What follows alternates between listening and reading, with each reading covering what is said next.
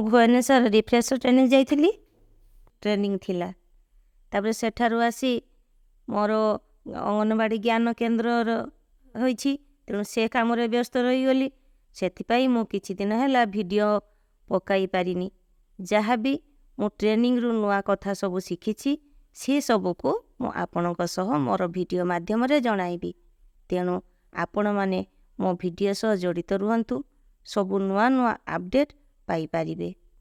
आज मु आलोचना करिबी अंकुर दिवसर 2 तारिख और 19 तारिख रे केउ केउ टॉपिक ऊपर आलोचना करिबा और से विषय रिजोल्यूशन लिखिबा। एही रूटीन टी जनवरी 2023 पाखरु लागू होईछि। मासर नाम जनवरी 2 तारिख रे होछि गर्भवती महिला खाद्य रक्तहीनता लौह और कैल्शियम बटिका सेवन। 19 तारिख रे होछि आद्य शैशव समय रे शिशुक सह समय बिताइबा एवं तार जत्न नेबा। फेब्रुआरी मासरे होछि से एका होछि गर्भवती महिला खाद्य रक्तहीनता लौह और कैल्शियम बटिका सेवन। 19 तारिख रे होछि शिशु मानकर लालन पालन रे परंपरा आधारित गप लरी एवं खेलना। मार्च रे होछि प्रसूति महिला एवं शिशुक खाद्य और झीओं विवाह बयस।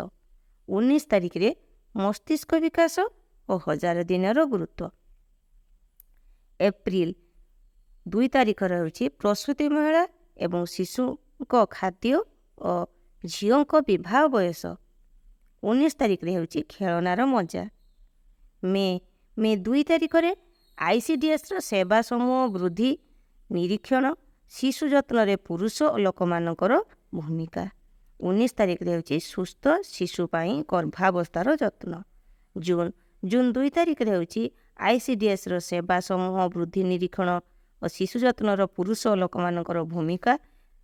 जून 19 तारिख रे होछि पुष्टि और स्वास्थ्यर जत्न आद्य उद्दीपना एवं आद्य शैशव समय रे जत्न प्रदानकारी भूमिका।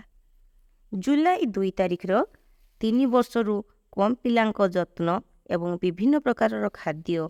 जुलाई 19 रे आम पर्वपर्वाणी और संस्कृति।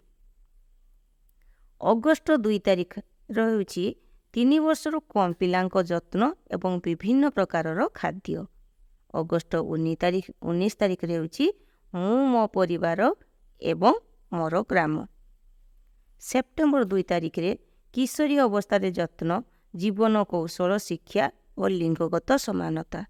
सेप्टेम्बर 19 तारिख रे आस खेलिबा चका चका भौरी। अक्टोबर 2 तारिख रे किशोरी अवस्था रे जत्न जीवन कौशल शिक्षा और लिंगगत समानता। अक्टोबर 19 तारिख रे होछि आम घर आम अगणा। नवेम्बर 2 तारिख रे होछि सुस्थ शिशुटीए पाइबा पाई गर्भावस्था रे जत्न और साम और SUW शिशुंकर जत्न और रक्तहीनता दूरीकरण। नवेम्बर 19 तारिख रे होछि आस पढ़िबा आंकिबा और गढ़िबा।